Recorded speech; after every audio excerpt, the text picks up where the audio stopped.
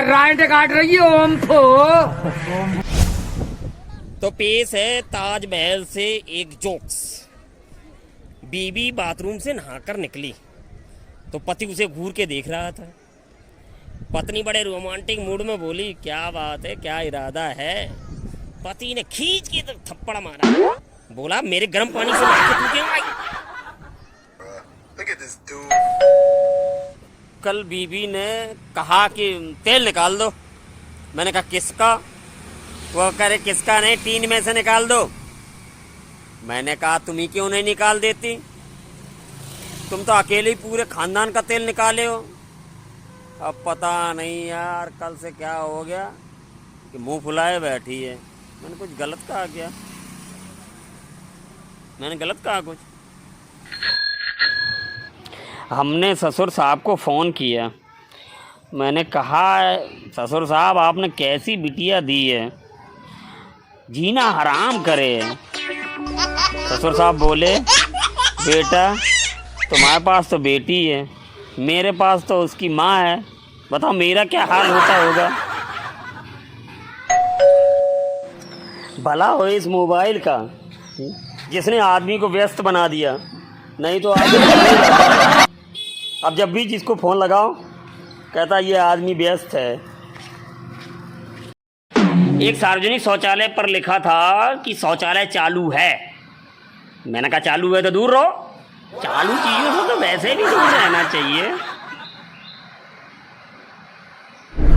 क्या जमाना आ गया है, आजकल मटर तक सफल है और आदमी बेचारा मेहनत कर कर के मरा जा रहा है, वो असफल है। कल मार्केट में मेरे साथ में पढ़ने वाली एक लड़की मिल गई। मैंने उससे कहा, यार जब तुम पढ़ा करती थी तो क्या माल लगा करती थी, अब तुम यार माला माल लगने लगी हो।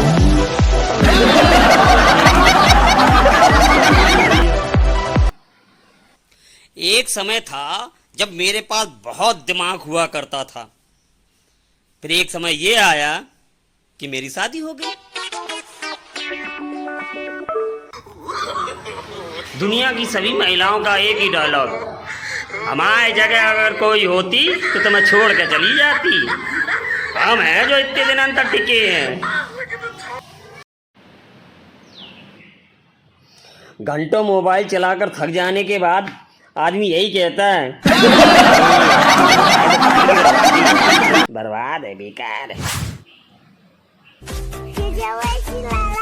गजब सदी में जन्म हुआ है हमारा। भूकंप देखे, बाढ़ देखी, आंधी देखा, तूफान देखा, कोरोना देखा, उसके बाद लॉकडाउन देखा, नोटबंदी देखी, 2000 का नोट आते देखा, जाते देखा, और 200 रुपए किलो टमाटर भी देखा। और ये सब देख देख के अब आंखें भी आ गई। स्कूल से लेकर हॉस्पिटल तक प्राइवेट पर भरोसा है, केवल जमाई और कमाई सरकारी होनी चाहिए। ले भैया,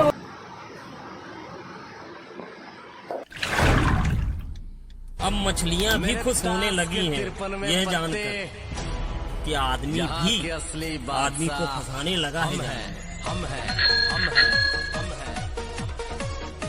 तो ताजमहल से पेश है एक जोक। बेचारा एक नाई के आंसू आ गए जब एक कस्टमर ने कहा कि भैया बाल इतने छोटे कर दो कि बीबी के हाथ में ना आए। अच्छा हुआ हमारे जमाने में सोशल मीडिया नहीं था, नहीं इधर मास्टर कूटते और उधर वीडियो वायरल। माँ साहब तो गए।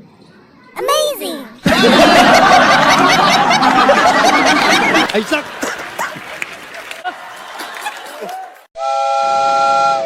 स्कूल से लेकर हॉस्पिटल तक प्राइवेट पर भरोसा है, केवल जमाई और कमाई सरकारी होनी चाहिए।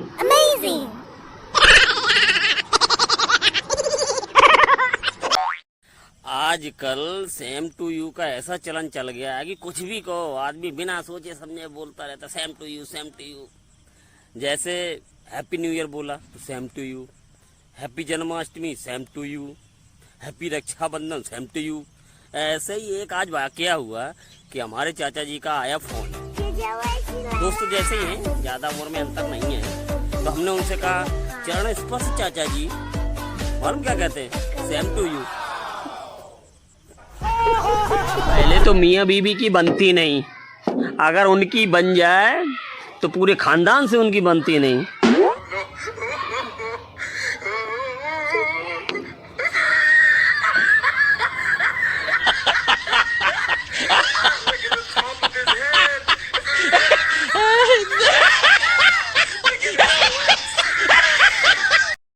मैं हर जगह जाकर आपको एक जोक्स सुनाता हूँ। तो बेतवा नदी से जहाँ पे बसा है ओरछा शहर और राम राजा का दरबार है, तो वहाँ से सुनिए एक जोक्स। चौराहे पर पुलिस चेकिंग लगी थी। पप्पू वहाँ से गुजरा और पुलिस वालों ने चेक किया झूला, तो पूछा इसमें क्या है, तो पप्पू बोला बताते हैं। अब वो फिर थोड़ी देर बाद उसने कहा बताइए जो नीले बैग में क्या है, तो बताते हैं। पप्पू ने जवाब दिया। क्या किया, उसको पुलिस की वैन में डाल लिया, थाने ले आए और बॉम्ब स्क्वाड बुला लिया गया। उसने चेक किया तो झोले के अंदर देखा क्या जो भी था, तो हवलदार ने कहा कि साहब इसमें तो बतासे हैं। तो अब दरोगा को इतना गुस्सा आया क्या बताएं, बहुत मारा। तो पप्पू पिटने के बाद बोलता है कि इतनी देर से यही तो बता रहा था कि इसमें बताते हैं।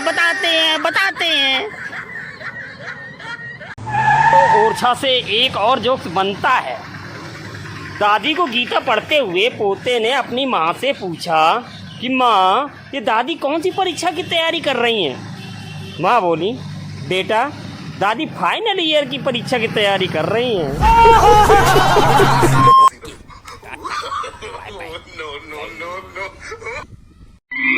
इतनी दम ट्रैफिक पुलिस में नहीं होती है जितनी दिल्ली में होती है।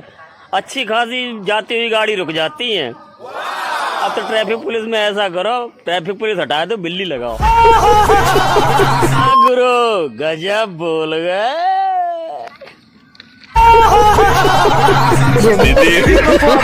इतने तेजस्वी लोग हैं हमारे पास।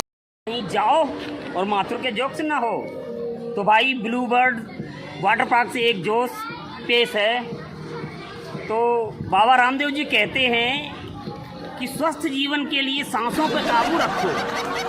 अब उन्हें कौन बताए कि लोग अपनी बीवी पे तो काबू रख नहीं पाते हैं, सांसों पे कैसे रखेंगे काबू।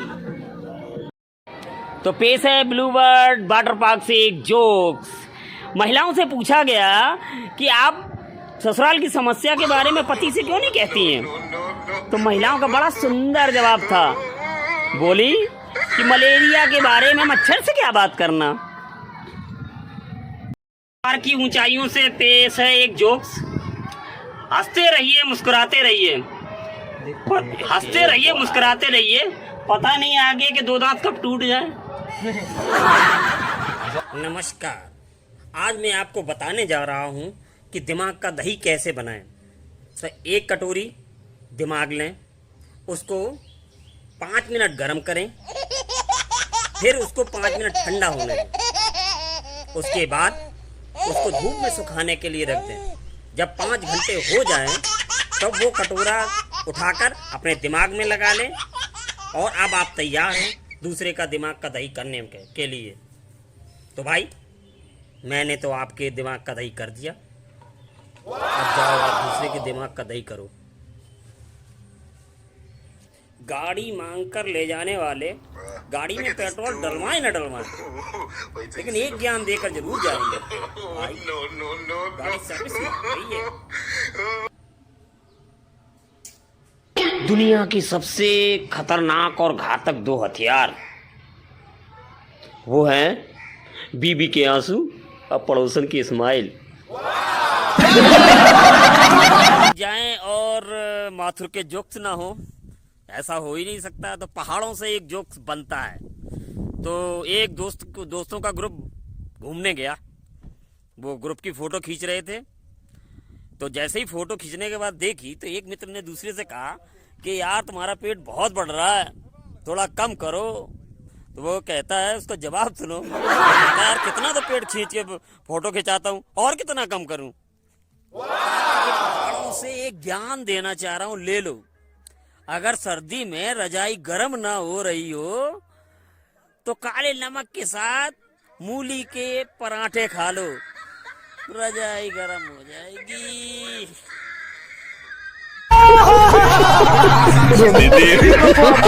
इतने तेजस्वी लोग हैं हमारे पास। साल तो बदल देते हो, साला बदल के दिखाओ।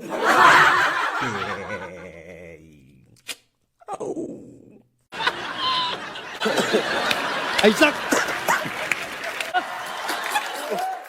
वाकया बताता हूँ कि मैं रनिंग कर रहा था, तब शांति कॉलोनी वाले अंडरब्रिज के नीचे मैं दौड़ रहा और एक मेरे साथ में चूहा भी दौड़ रहा। मैंने उसका वीडियो बनाने की कोशिश भी की, लेकिन जैसी लाइट जलाई तो वो चला गया।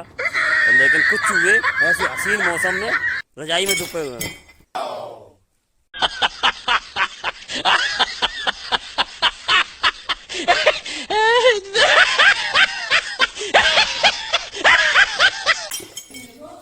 मेरी बीवी मेरा बहुत ख्याल रखती है।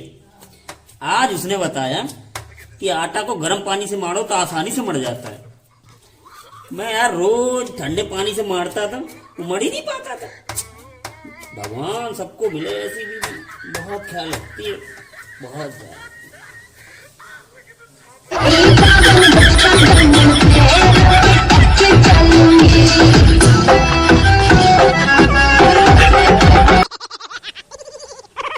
पीकर विस्की, ड्राइविंग रिस्की, अनहोनी हो जाए तो गलती किसकी।